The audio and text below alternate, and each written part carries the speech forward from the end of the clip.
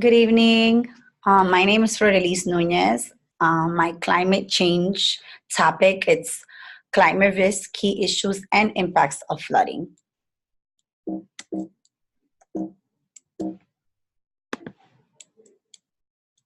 Sorry. Okay.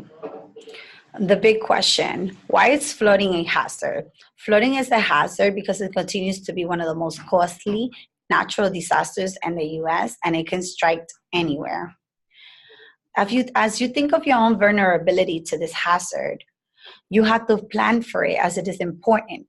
And it could rain anywhere and it could flood anywhere.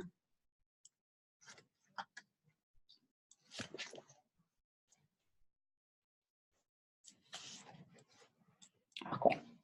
The effect from flooding can be devastating, and even the smaller event can cost you thousands of dollars.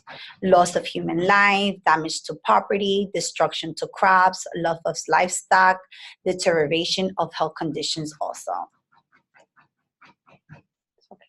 Okay. Now I'm going to talk to you a little bit about the impacts socially and human, social, economic, and geographical.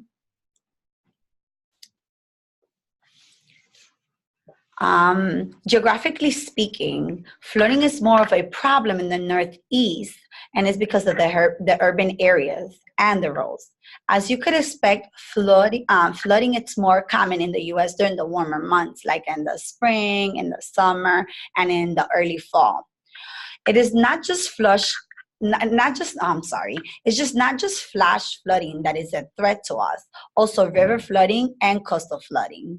One or more of these types of flooding can occur in almost every part of the country at the same point in a given year. Some locations have greater risk than other, of course.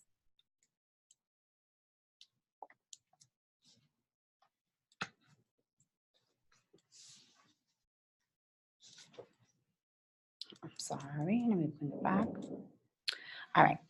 So the Earth's lower atmosphere is becoming warmer and moister, and as a result of human emitted green gases, this gives potential for more energy for storms and certain severe weather.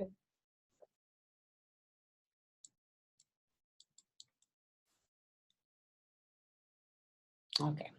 And the impact for economic factor, the loss of crops, livestock, and can mean loss of food supply, which leads to increase in hunger and starvation. In fact, the average flooding cost the country billions of dollars and could push a lower economical status.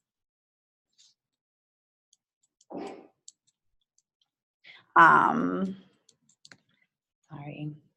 The impact for geographic factor, trends in stream rainfall vary from region to region, with most pronounced occurring in North America and in Europe during the winter months. Okay, now I'm going to talk to you a little bit about mitigation.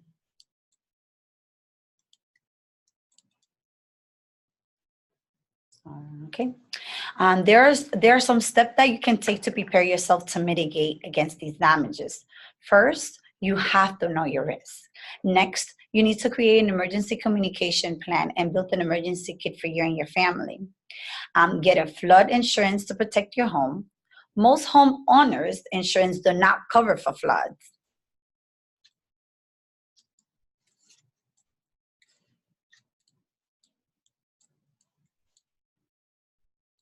Okay.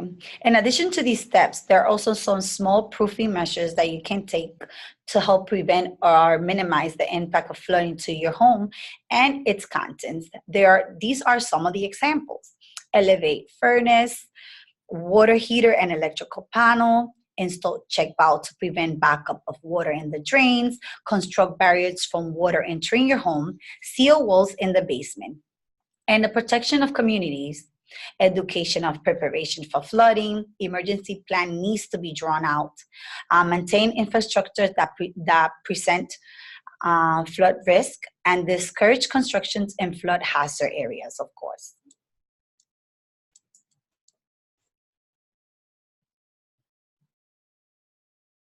All right.